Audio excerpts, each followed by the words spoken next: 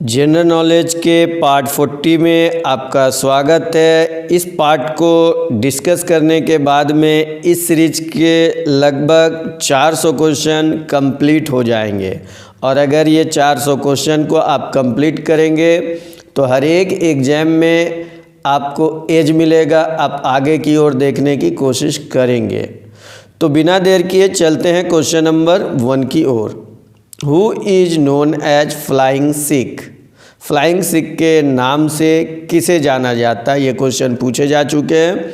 तो मिलेंगे आपको 5 सेकेंड्स, बिना देर किए सोच समझ करके आपको जवाब देना है।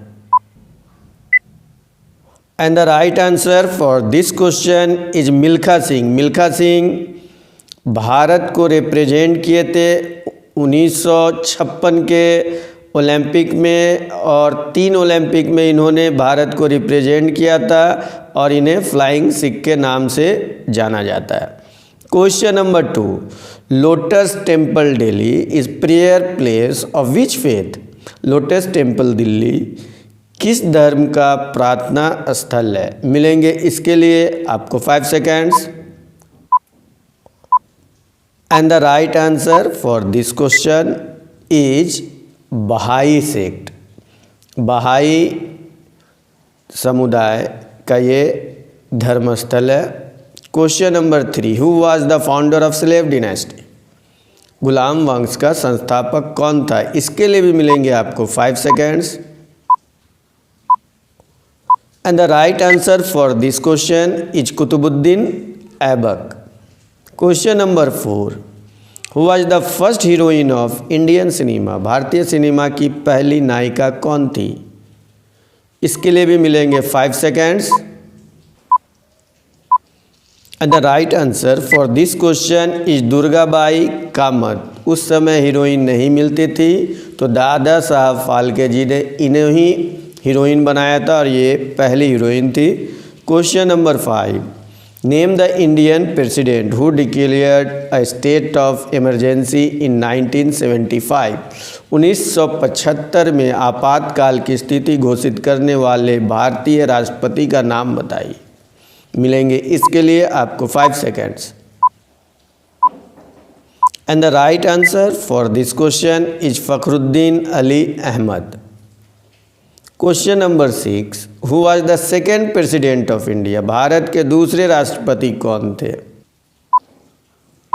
And the right answer for this question is doctor S Radhakrishnan. Sarvepalli Radhakrishnan Bharat के दूसरे राष्ट्रपति डॉक्टर राजेंद्र प्रसाद के बाद थे।